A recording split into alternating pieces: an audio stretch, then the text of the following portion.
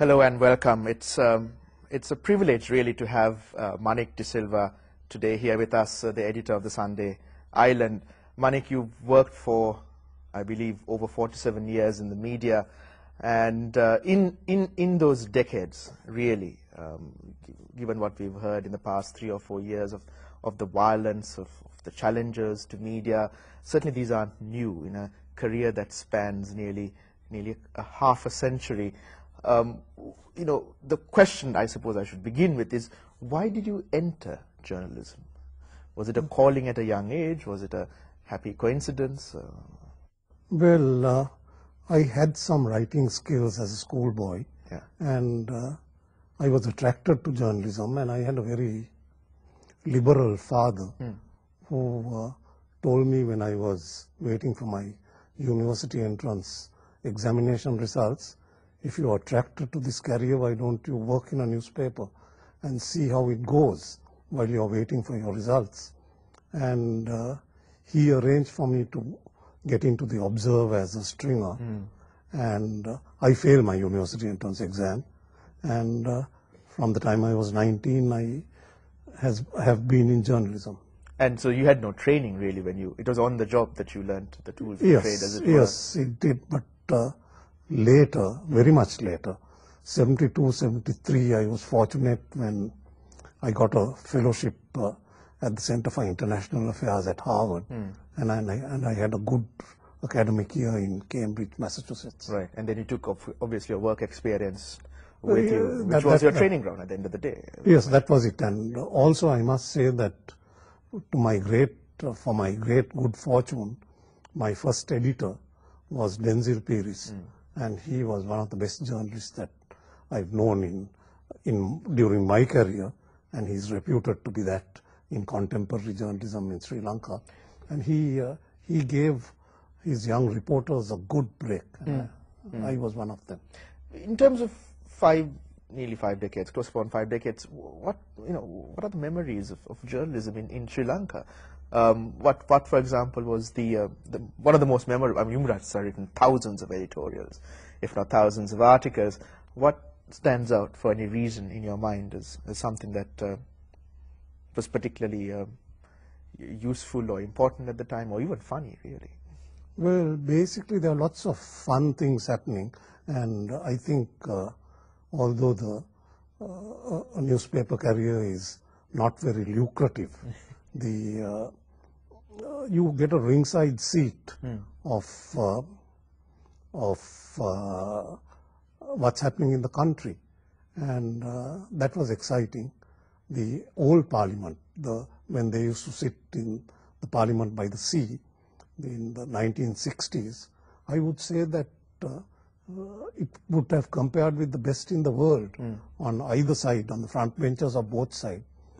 There were very good people. I mean, people like Dudley Sennayak on the UNP side, J.R. Jayawardena, the LSSP greats like N.M. Colvin, Peter Kenneman. The Hansard was actually enjoyable to read. No, it was really very good, and Peter particularly.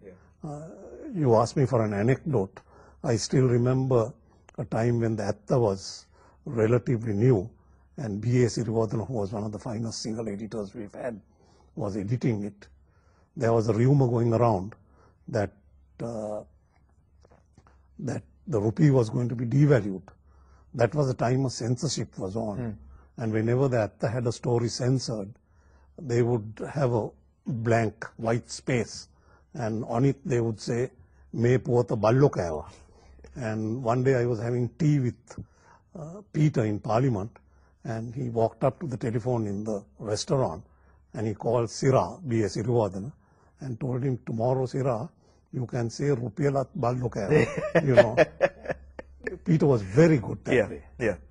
And in terms of coming back to today, I mean, in terms of the relationship politicians or political parties have with journalists, do you see a qualitative shift in terms of the camaraderie or even the mutual respect? What has changed in this? It's not as the numbers have increased. Yeah, on both sides. Both sides. Yeah. And the quality has decreased, unfortunately, also on both sides.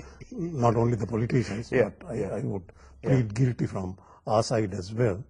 So it's not quite the same. And also one thing I used to see that at that time, the men, I don't know, I don't want to sound sexist, but they would hammer each other on the floor, but they would sit down and have their tea together in the Parliament restaurant. Yeah. Now, Mrs. Bandaranaike was different. If she got hammered in Parliament, she would look at the guy who did it. So that kind of stuff I've seen happening. Not going back to always the past, but if we take it and if you agree with the submission that there's something wrong in both the political culture as well as the media culture, how can we develop something that is different, more civilized, more progressive, respectful, but not compromising on either side's ability to be critical of each other? Basically, you must not take criticism personally, and you must always be willing to see whether a critic is right or wrong. If he's wrong, you are at perfect liberty to tell him where he's wrong and correct it. But you should not bring, make these things matters of personal enmity. If you're not for me, you're against me. That kind of mindset must change. But do you feel that dominating mindset, which seems to not just influence the political circles here, but certainly in the past 8 years in countries like America, has irrevocably changed relationships with the media, or can there be, in, say, post-war Sri Lanka, avenues for change? Well, unfortunately, what has been happening is that patronage is very much a part of the game. That was so to a degree in the past, and it is much more so today. And as a result, there is patronage giving and patronage taking on the two sides, which reduces the level of integrity on both sides, which I think if you're conscious of the fact that it has happened, then I think that is one way of mending what needs mending. How have you, I use the word consciously, survived these 47 years in journalism? It's not been easy. It's not just under this government, which the freedom of expression and media freedom has been challenged. Many other governments and many other regimes, and in particularly the LTTE, when it was operational in the North and the East, were inimical to professional journalism as well as any kind of critical journalism. I mean, how have you, and maybe the more important question, what lessons have you learned from being the most senior editor in the country?